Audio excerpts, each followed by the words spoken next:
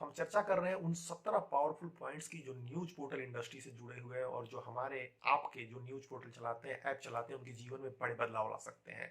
पिछली वीडियो में दोस्तों आपने देखा कि किस प्रकार से इन 17 पॉइंट्स में से 12 पॉइंट्स की हमने चर्चा की। मोटे तौर पे 10 पॉइंट्स की चर्चा की, उसमें से 2 पॉइंट छूट गए थे जो इस वीडियो में कवर करेंगे। उन पॉइंट्स में था कि डेमोक्रेसी के पिलर्स क्यों कहे जाने चाहिए, न्यूज पोर्टल, न्यूज ऐप या आधुनिक डिजिटल मीडिया। दूसरा था न्यूज पोर्टल कंसल्टेंट का चुनाव कैसे करें। तीसरा डोमेन पे था कि उसकी सिक्योरिटी कैसे हो, कैसे उसकी बुकिंग करें और किस प्रकार से अपने ईमेल से अटैच करें, किस प्रकार से उसको चेक करें। चौथा पॉइंट था आपका, पांचवा पॉइंट एक्चुअली, कि प्लेटफॉर्म का चुनाव कैसे करें। छठा पॉइंट था कानून से संबंधित, जो उसमें छूट गया था उसको मैं इसमें कवर करूंगा।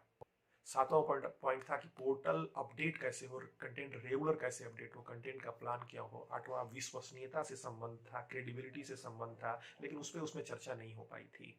उसके बाद टारगेट ऑडियंस किस प्रकार से बिल्ड किया जाए, किस प्रकार से किसी खास ऑडियंस के लिए कंटेंट तैयार किया जाए, आरटीआई का किस प्रकार से इस्तेमाल किया जाए, सिटीजन जर्नलिस्ट किस प्रकार से तैयार किया जाए और उसका रोल क्या है, उस पर उसमें चर्चा की। तो मुख्यतः 10 पॉइंट्स पे चर्चा हुई थी और इस वीडियो में मैं चर्चा करूंगा सबसे पहले कि लीगलिटी ऑप्शंस क्या है न्यूज पोर्टल चलाने के, चैनल चलाने के, न्यूज ऐप चलाने के।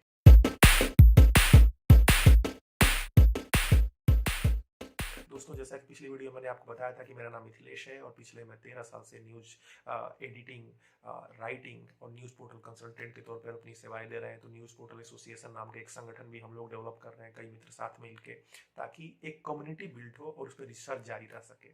अब मैं आता हूँ पिछली वीडियो के पॉइंट पे कि लीगलिटी ऑप्शंस क्या है। इससे रिलेटेड देश भर से मेरे पास बहुत सारे क्वेश्चंस आते हैं कि न्यूज पोर्टल चलाना वैलिड है कि नहीं, या कार्ड जारी किया जा सकता है कि नहीं, डीएम ऑफिस में या एसपी ऑफिस में सबमिट किया जा सकता है कि नहीं, अपनी इंफॉर्मेशन उनको सूचना दी जा सकती है कि नहीं, प्रेस कॉन्फ्रेंस में बैठा जा सकता है कि नहीं, फलाना फलाना।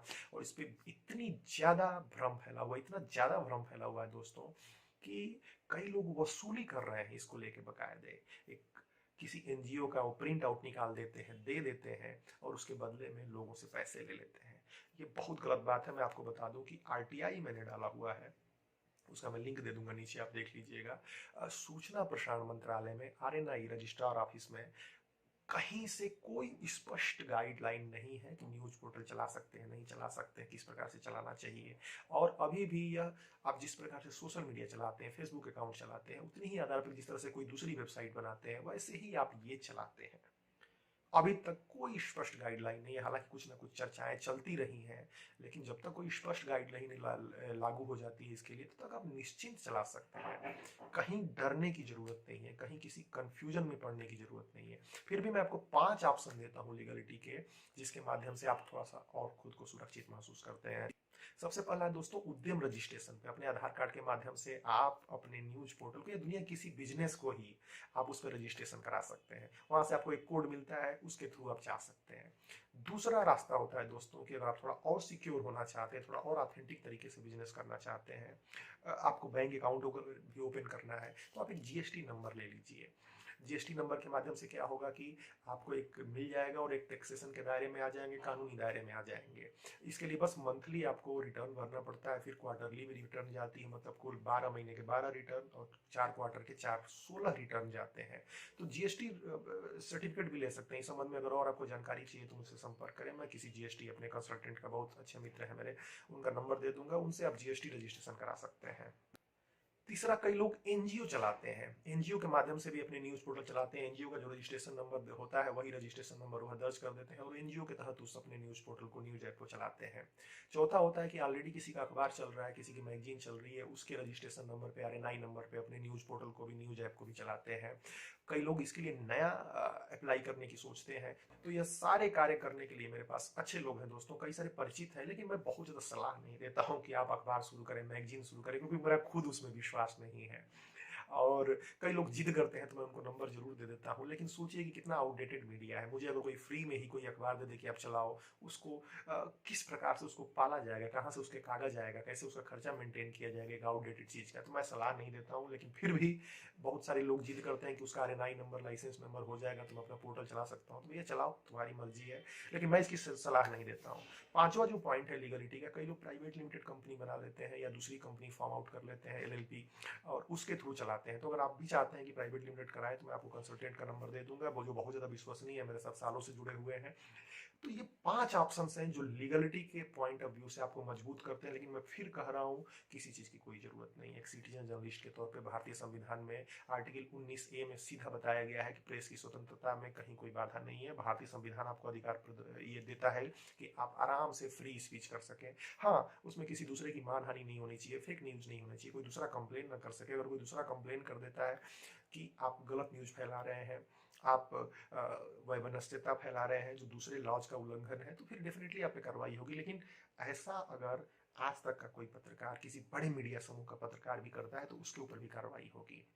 तो आप इन विषयों को बड़ा आसानी से समझ लें। और अगर आपको कराना ही है तो फ्री उद्यम रजिस्ट्रेशन करा लीजिए, कोई जीएसटी नंबर ले लीजिए, कोई एनजीओ वगैरह चलाते हैं तो उसके तहत चलाइए, अखबार चलाते हैं, मैगजीन चलाते हैं, उसके तहत चलाइए, प्राइवेट लिमिटेड कंपनी है दूसरी एलएलपी बना लीजिए। तो लीगलिटी पॉइंट ऑफ व्यू से आप बिल्कुल निश्चिंत हो जाइए। कहीं किसी गलतफहमी मत फंसिए, कहीं किसी फ्रॉडगिरी के चक्कर में आप मत फंसिए, कहीं कोई पैसे देने की जरूरत नहीं है। यह सारे अधिकार आपके सुरक्षित है। कोई और जानकारी चाहिए, मैं इससे रिलेटेड एक डिस्कशन है हमारे न्यूज पोर्टल एसोसिएशन में, हमारे मित्रों ने चर्चा की थी, उसका आप जरूर वीडियो देखिएगा, नीचे मैंने डिस्क्रिप्शन बॉक्स में दे रखा है। उस पर और ज्यादा डिटेल में 40-45 मिनट में दसियों लोग उस पर चर्चा कर रहे हैं, उस पर अपनी प्रॉब्लम बता रहे हैं, सोल्यूशन बता रहे हैं, तो उससे आपको लाभ मिलेगा।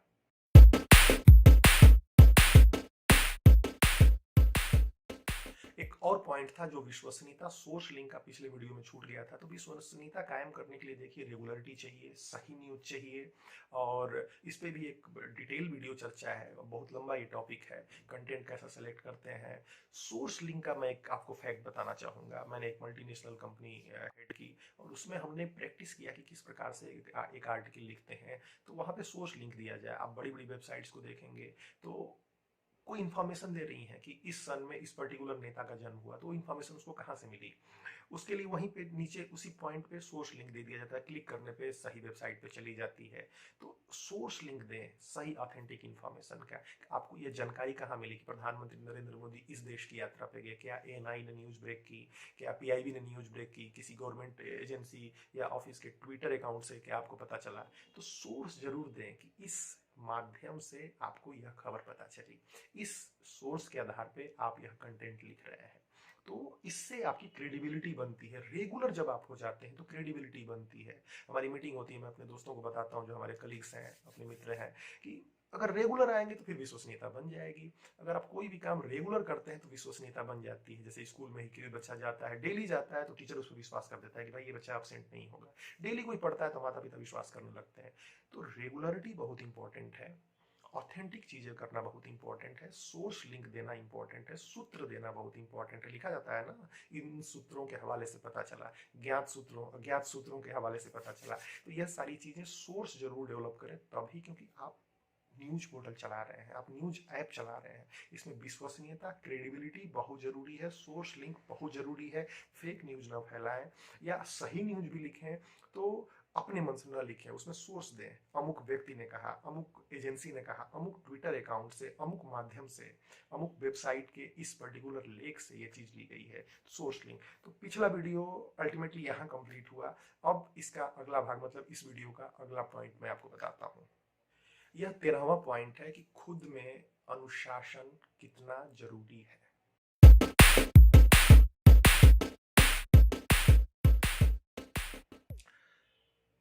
सारी चीजें आप करते हो, सब कुछ करते हो, लेकिन क्या आप खुद डिसिप्लिन्ड हो?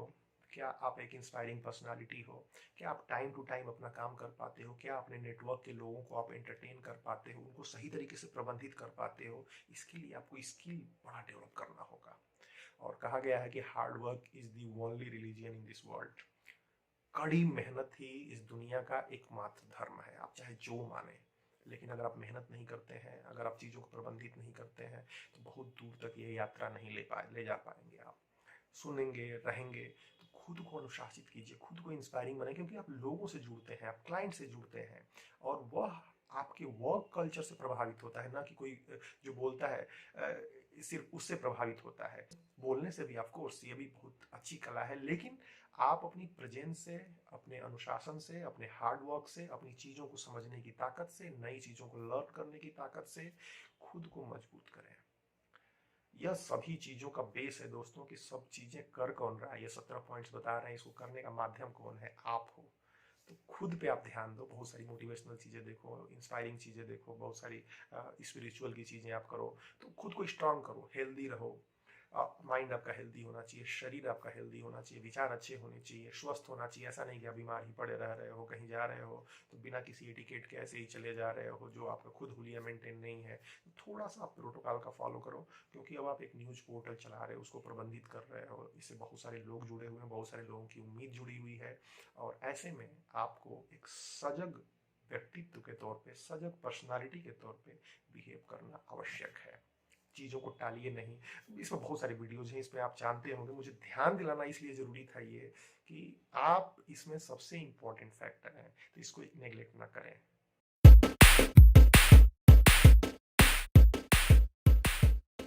इसके बाद 14वां पॉइंट आता है दोस्तों, न्यूज ऐप के बारे में बता दूं। टेक्नोलॉजी बड़ी तेजी से चेंज होती है, आपको नोकिया याद होगा। जो व्यक्ति खुद को टेक्नोलॉजी के साथ अपग्रेड नहीं करता है, वो मार्केट से आउटडेटेड हो जाता है। गीता में श्री कृष्ण भगवान ने बड़ा स्पष्ट किया है कि परिवर्तन संसार का नियम है। हर जगह लिखा रहता है, पोस्टर पे, बैनर पे, हर जगह हम सुनते हैं। परिवर्तन यही है कि अगर आप टाइम के अनुसार चेंज नहीं होते तो बहुत सारी चीजें खत्म हो जाती हैं, आप उनका लाभ नहीं ले पाते हैं। अब किसने सोचा था कि हवाई जहाज उड़ेगी, बट टेक्नोलॉजी चेंज हुई। ऐप भी इसी प्रकार का एक चेंज है जो मार्केट में पिछले सालों में आया हुआ है। अगर आपके ब्रांड का ऐप है और अच्छा कंटेंट देते हैं और कोई ऑडियंस उसको इंस्टॉल कर लेता है अपने फ़ोन में, तो एक तरह से ब्रांड लॉयल्टी आपकी बढ़ जाती है, लॉयल्टी बढ़ जाती है। आपको बार बार लिंक शेयर करने की जरूरत नहीं पड़ेगी, आपका ऑलरेडी एक कस्टमर बन गया जिन जिन ऐप को आपने रखा है।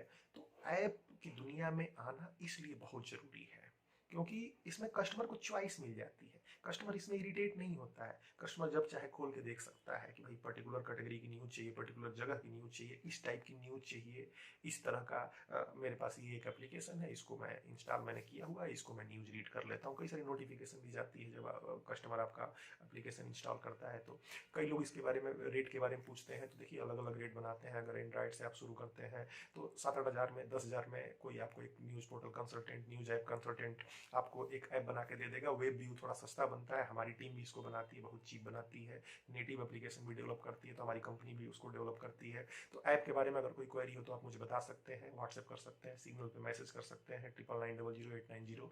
लेकिन मूल क्वेश्चन ये है कि ऐप आपके लिए वास्तव में जरूरत है। कई लोग तो ऐसे हैं जो वेबसाइट नहीं बनवाते हैं, न्यूज वेबसाइट नहीं बनवाते हैं और सिर्फ ऐप से अपना काम चलाते हैं। तो आप समझ सकते हैं कि इसकी इंपॉर्टेंस कितनी है। तो एप्लीकेशन बहुत इंपॉर्टेंट है।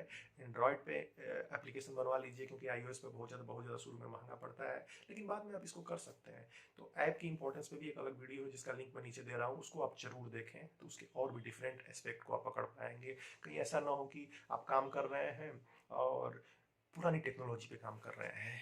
तो आपको कंटेंट तो आप तैयार कर रहे हो, तो कंटेंट तैयार कर रहे हो तो उसका डिस्ट्रीब्यूशन प्लेटफॉर्म भी ऐसा होना चाहिए जो ऑडियंस समझता हो, जो ऑडियंस आपको सीरियस लेता हो। वेबसाइट इज ओके, मैं नहीं कहूँगा कि वेबसाइट को आप स्किप करो, वेबसाइट को आप डेफिनेटली रखो। न्यूज़ वेबसाइट, न्यूज़ पोर्टल आपके पास होना चाहिए, क्योंकि उसकी अपनी इंपॉर्टेंस है, वो ईजी टू यूज है और उसकी भी अपनी एक मार्केट है। किंतु न्यूज ऐप डेफिनेटली आपको रहना चाहिए आज के ज़माने में, क्योंकि कंटेंट डिस्ट्रीब्यूशन का बहुत ज़्यादा सॉलिड प्लेटफॉर्म बन चुका है।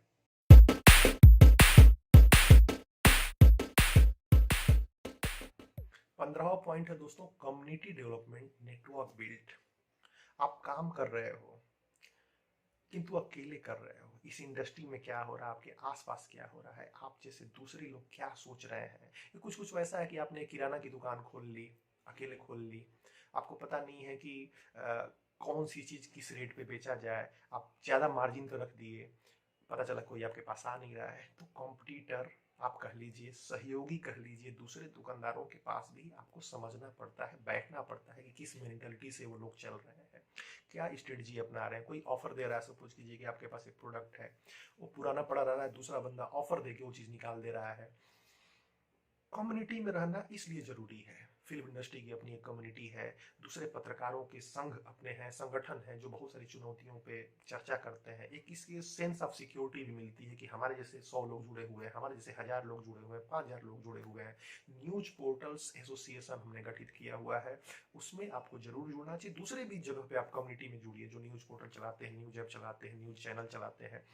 उनमें आप जुड़िए, किंतु जुड़िए जरूर। हम प्रत्येक संडे को 11 बजे सुबह से जूम पे मीटिंग करते हैं, उसमें आप ज्वाइन हो जी। अलग अलग सब्जेक्ट पे चर्चा होती है, अलग अलग चीज़ों पे क्रम पिछले हम साल भर से लगभग जारी रखे हुए हैं। ये क्रम आगे चलेगा, धीरे धीरे उसको सुधार कर रहे हैं, फॉर्मल कर रहे हैं। तो कम्युनिटी में जरूर जुड़िए, आपको बहुत सारी चीज़ें ऐसी पता चलेंगी जो शायद संघर्ष से आपको पता नहीं चल पाए। आपने जितना एक्सपीरियंस गेन किया है साल भर में, 2 साल में, 3 साल में, आप जैसे लोग ही 100 लोग, 200 लोग, 500 लोग अपने एक्सपीरियंस को शेयर करते हैं। बहुत सारी चीज़ें आपको नई पता चलेंगी, बहुत सारी चीज़ें जो इस वीडियो में भी नहीं है, आने वाली वीडियो में भी नहीं होगी, वो उस कम्युनिटी में पता चलेगी। उनका दर्द पता चलेगा, उनकी खुशी पता चलेगी, उनका सफलता का मेजरमेंट पता चलेगा। आप उनको देख के इंस्पायर होंगे। तो कम्युनिटी बिल्डिंग के लिए समय जरूर निकालें। या आप इस चीज़ को नोट कर लें, क्योंकि बड़ा इंपॉर्टेंट है आपकी पर्सनालिटी डेवलपमेंट में भी, आपकी सोच को पॉजिटिव बनाए रखने में भी थोड़ा सा समय लगता है।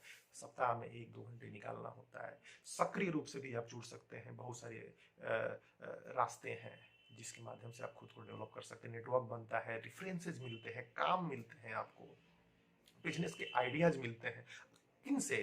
अनजान लोगों से नहीं, उन्हीं लोगों से जो आपका बिजनेस कर रहे हैं। अगर आप ऐसी कम्युनिटी में जाते हैं जो आपके काम की नहीं है, सपोज कीजिए कि आप न्यूज़ पोर्टल चला रहे हो और आप किसी मैकेनिकल में, इलेक्ट्रॉनिक्स की कम्युनिटी में जाके आप उसमें बिल्ड करने लगे, तो फिर डायरेक्टली वो आपको बेनिफिट नहीं देगा, डायरेक्टली वो आपको लाभ नहीं देगा। लेकिन न्यूज़ पोर्टल चलाने वाले लोगों के साथ ही आप जुड़े, न्यूज़ ऐप चलाने वाले लोगों के साथ ही जुड़े, तो डेफिनेटली आपको एक फायदेमंद नजरिया देगा।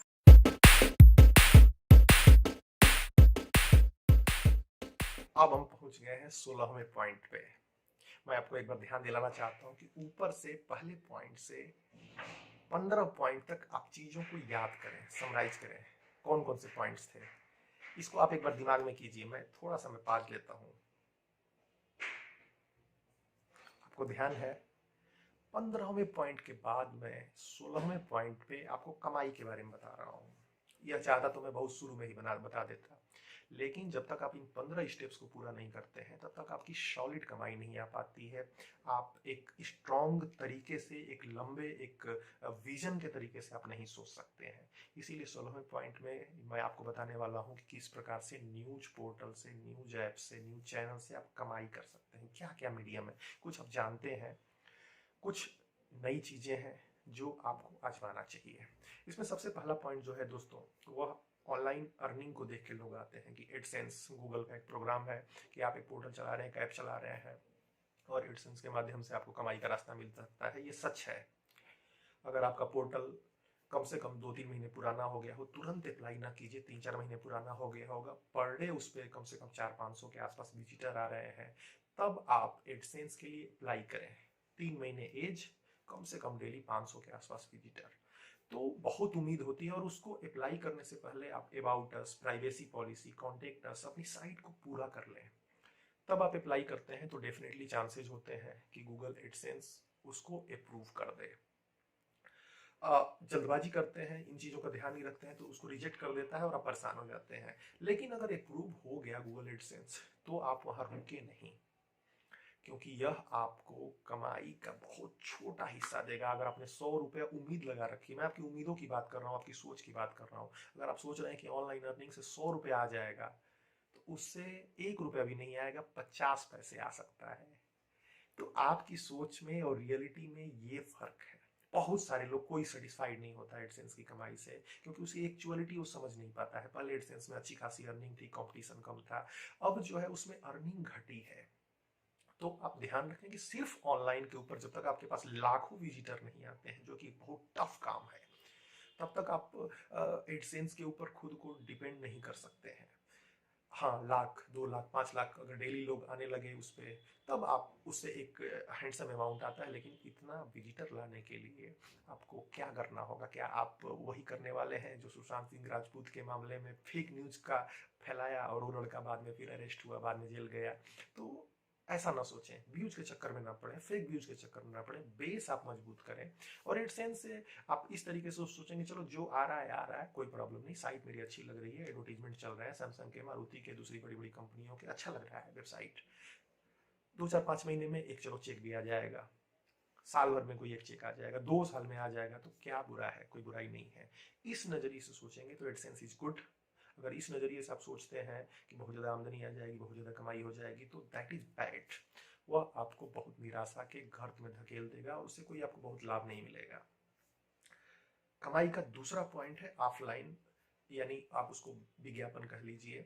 उसमें क्या होता है कि आप अपने ऑडियंस में, जिसको नेटवर्क आपने बिल्ड किया है, टारगेट ऑडियंस मैंने बताया था ऊपर की वीडियो में, पहली वीडियो में, अगर आपका टारगेट ऑडियंस सपोज कीजिए कि स्कूल वाले हैं, अगर एजुकेशनल आपने किया हुआ है, जिसको स्टूडेंट पढ़ते हैं, पेरेंट्स पढ़ते हैं, आपके कंटेंट को काफ़ी स्कूल वालों से विज्ञापन ले सकते हैं आप, कोचिंग क्लासेस वालों से विज्ञापन ले सकते हैं, जो ट्यूशन पढ़ाते हैं उनसे विज्ञापन ले सकते हैं, जो बैग वगैरह बनाते हैं उनसे विज्ञापन ले सकते हैं कि हमारे कंटेंट को, हमारे न्यूज पोर्टल ऐप के कंटेंट को इस एज ग्रुप के बच्चे पढ़ते हैं, क्योंकि यही कंटेंट है। देखिए इतने विजिटर हैं एडसेंस, एनालिटिक्स से और जेट पैक के स्टैट से या दूसरे टूल से आपको पता चल जाएगा कहाँ से विजिटर आ रहे हैं, क्या चीज़ है, कौन सा कंटेंट पढ़ रहा है। तो जब आप कंटेंट लिखते हैं तो उसी इंडस्ट्री के लोगों को, उसी एज ग्रुप के लोगों के लिए लिखते हैं, तो विज्ञापन मांगने में आपको बड़ी आसानी हो जाती है। खेल कूद का सामान बनाने वाले लोगों से आप विज्ञापन ले सकते हैं।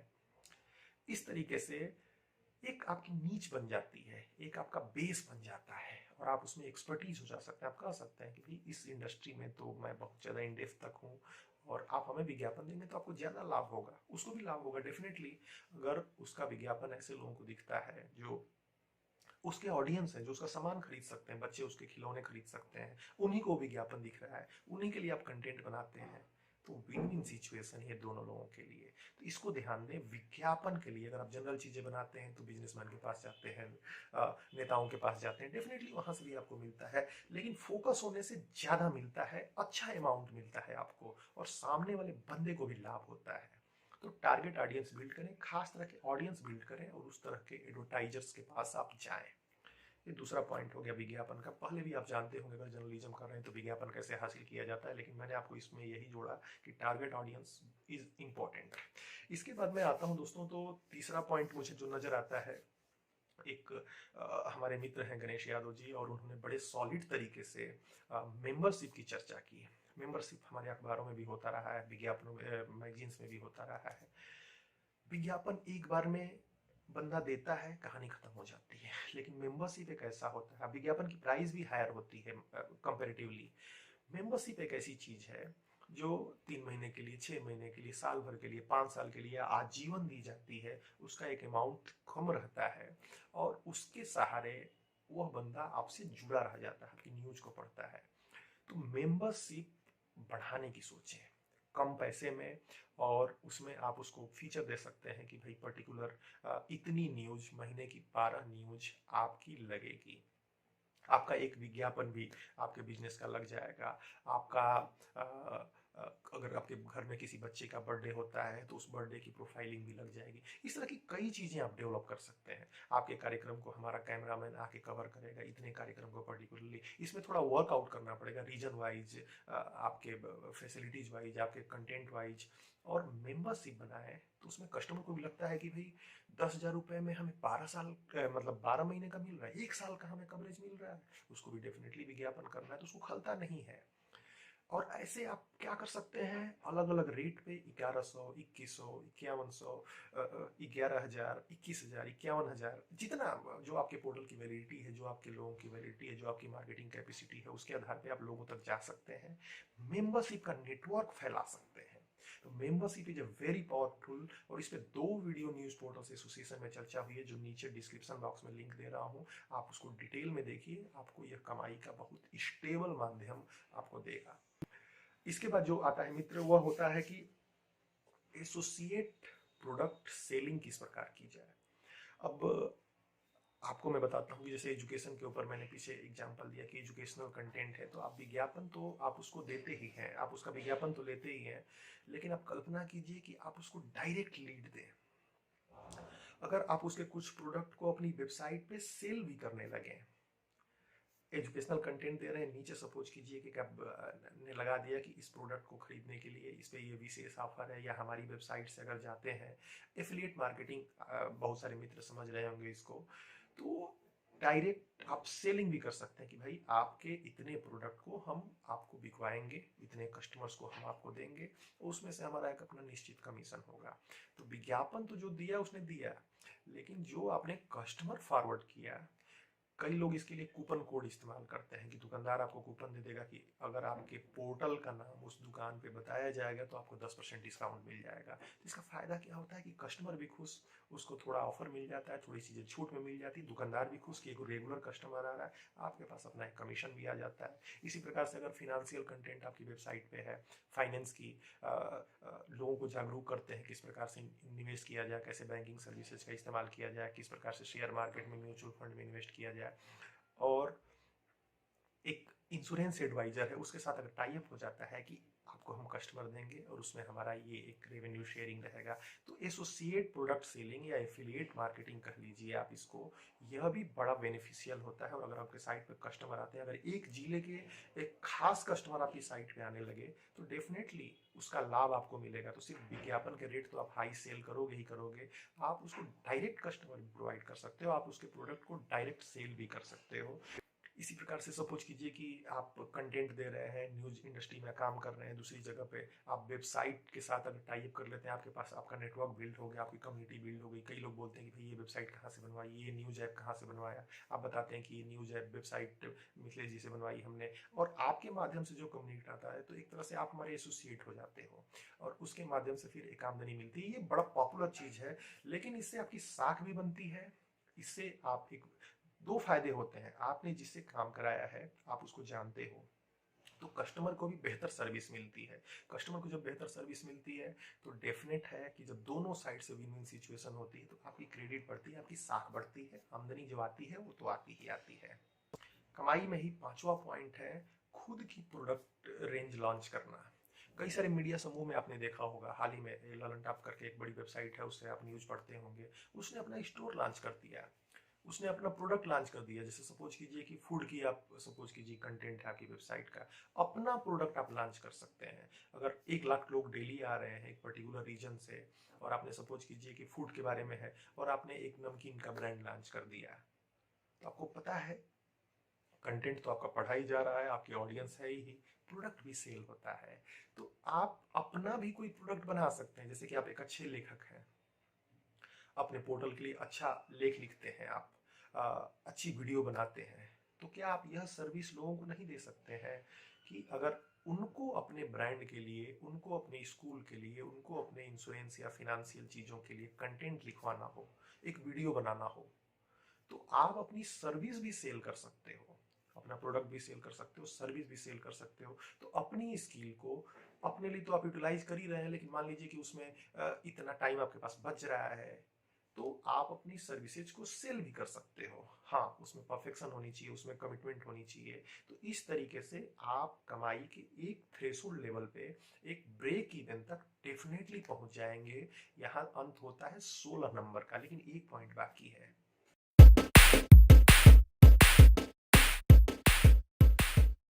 आपकी फाउंडेशन मजबूत हो गई, आपका कैरियर न्यूज पोर्टल पे बनने लगा, कमाई भी आप इतनी कर पा रहे हैं कि आपको कॉन्फिडेंस आ गया है कि अब आपको इस इंडस्ट्री में आगे बढ़ना, काम करना है, लेकिन आप एक लिमिटेड ही एक्सपेंड कर पाते हो। कम पैसे में आप बहुत बड़ा ऑफिस नहीं बना सकते, बहुत ज़्यादा इंप्लाइज नहीं ला सकते। हालांकि कुछ एक ऐसे उदाहरण जरूर रहे हैं जिन्होंने लोगों ने बिल्ड करके प्रॉफिट से अपना काम किया है, लेकिन आपको फंड की जरूरत भी कहीं ना कहीं पड़ती है। तो फंड रेजिंग का पॉइंट भी बड़ा इंपॉर्टेंट है। कई सारी स्टार्टअप हैं, वो यो रूम्स हो गया, दूसरे तमाम स्टार्टअप हो गया, फ्लिपकार्ट हो गया, छोटी छोटी कंपनियां, बुक सेलिंग से स्टार्ट हुई कंपनियां, एक वेबसाइट से स्टार्ट हुई कंपनियां, एक न्यूज पोर्टल से स्टार्ट हुई कंपनियां अचानक बड़ा स्टार्टअप बन जाती हैं, उसमें दुनिया भर से फिर फंड आने लगते हैं। तो क्या ऐसा करते हैं ये, जब कमाई तक के लेवल पे आप पहुंच गए तो आप सोचिए, अपने दिमाग की खिड़की को खोलिए थोड़ा और आप सोचिए कि अब अगले 5 साल में आप क्या पाना चाहते हैं। अगर आपके पास डेली 1 लाख विजिटर आ रहे हैं तो क्या आप इसको बढ़ा के 50 लाख करना चाहते हैं। अगर आप अकेले काम करते हैं तो क्या आप 2-3 एम्प्लॉय भी हायर करना चाहते हैं, अगर आप वर्क फ्रॉम होम करते हैं या छोटे ऑफिस से काम करते हैं, तो क्या एक नया ऑफिस लेना चाहते हैं, बड़ा ऑफिस लेना चाहते हैं, क्या आपकी वेबसाइट में और ज़्यादा इंप्रूवमेंट होनी चाहिए, उसमें और ज़्यादा टेक्नोलॉजी बिल्डअप होनी चाहिए, एआई चैटिंग ऑप्शंस, या बूस्टिंग के लिए आपको बजट चाहिए कि कंटेंट आप अच्छा लिख रहे हैं लेकिन वो बहुत लोगों तक पहुंच नहीं पा रहा है, उस कंटेंट को तो और लोगों तक पहुंचना चाहिए, तो बूस्टिंग के बजट की जरूरत हो सकती है। क्या आप एक वीडियो के लिए स्टूडियो बनाना चाहते हैं जो और अच्छे तरीके से आप रिकॉर्ड कर सकें। ये तमाम चीज़ें आप सोचिए, और उससे प्रॉफिट क्या आएगा, कितने दिन में आएगा, इसका 5 साल का एक पूरा प्लान बना लें, फिर उसको एक एक साल में बांट दें, फिर उसको क्वार्टरली प्लान बनाएं, और इस तरीके से कब कितना पैसा खर्चा होगा, उससे क्या हासिल होगा, इसका एक होल सोल प्लान बना लें, पीपीटी बना लें। इसको आप एक कह लीजिए इन्वेस्टर पिच के तौर पे आपका एक प्लान हो जाएगा, एक पीपीटी तैयार हो जाएगा। इस संदर्भ में अगर आपको और डिटेल चाहिए, और ज़्यादा इसमें अगर आप इस लेवल तक पहुंच चुके हैं कि आपको और ज़्यादा फंड की ज़रूरत है और ऊपर के 16 पॉइंट आपने क्रॉस कर लिए, तब आप मुझे संपर्क कीजिए, मैं आपकी हेल्प करूंगा। बहुत सारे लोग मेरे जानने वाले हैं और सीनियर्स हैं, मैं उनसे आपको सलाह दिलवाऊंगा कि किस प्रकार से इन्वेस्टर्स को अपनी कंपनी में, न्यूज पोर्टल, आपकी जो कंपनी चल रही है न्यूज पोर्टल में, उसमें कैसे लाया जाए। उसका एक डिटेल प्लान होता है, प्लान बहुत जरूरी है। एक प्लान तो हो गया ऊपर वाला, लेकिन अब प्लान है एक्सपेंशन का। तो यह प्लान अगर आप बना लेते हैं, आपको सपोज कीजिए कि जरूरत पड़ती है 5 लाख की, 10 लाख की, 1 करोड़ की, 2 करोड़ की, 5 करोड़, 50 करोड़, जो भी एक लिमिट होती है, उस हिसाब से अगर आपका प्लान बन जाता है, तो आप जो है उस हिसाब से देख सकते हैं। अगर छोटा अमाउंट है और फैमिली से वो अमाउंट मिल सकता है, लेकिन बिना प्लान लगाए बनाए आप अप्रोच ना करें। तो अगर छोटा फंड है तो अपनी हो सकता है कि फैमिली से ही 5-10 लाख रुपए मिल जाए, उसको आप सीक्वेंस वाइज खर्च कीजिए। अगर बड़ा फंड है तो हो सकता है कि 2-4 दोस्तों या 5-6 लोगों से ले लिया जाए, उसमें फिर अपनी कंपनी में पार्टनरशिप आप शेयर कर सकते हैं। और बड़ा फंड चाहिए तो बहुत सारे एंजल इन्वेस्टर आते हैं या इन्वेस्टर समिट्स होती हैं, वहां पे अपनी कंपनी को लेके, अपने न्यूज पोर्टल को लेके जाएंगे तो प्लान बन सकता है, वहां से फंड रेज हो सकता है। तो ये सारे ऑप्शंस हैं। जब फंड आता है फिर आप और ज्यादा, जो आपने एक बीटा वर्जन सक्सेस किया है उसको आप बहुत एक्सपेंशन दे सकते हैं। जो चीज आपकी 1 लाख लोगों तक पहुंच रही है, 1000 लोगों तक पहुंच रही है, वो लाखों तक पहुंच सकती है, जो लाखों तक पहुंच रही है वो करोड़ों तक पहुंच सकती है, और आमदनी भी उसी अनुपात में बढ़ेगी। यहाँ 17वें पॉइंट पे यह वीडियो मैं समाप्त करता हूँ। उम्मीद है कि न्यूज पोर्टल चलाने, न्यूज ऐप चलाने और इस इंडस्ट्री की बारीकियों को मैं समझाने में आप सबको सफल रहा हूँ। कोई पॉइंट अगर छूट गया तो कमेंट बॉक्स में बताएं दोस्तों, बड़ी मेहनत लगी है। कृपया वीडियो को लाइक जरूर करिए, सब्सक्राइब कीजिए इस चैनल को, बेल आइकन दबाइए और शेयर जरूर कीजिए, और स्टेप्स को फॉलो जरूर कीजिए। इस वीडियो को एक बार नहीं कई बार देखिए, क्योंकि इस वीडियो को बनाने के लिए महीनों की रिसर्च लगी है मेरी, साल भर से नहीं बल्कि 13 साल से जो एक्सपीरियंस है उसका निचोड़ में लेके आया हूँ आपके पास।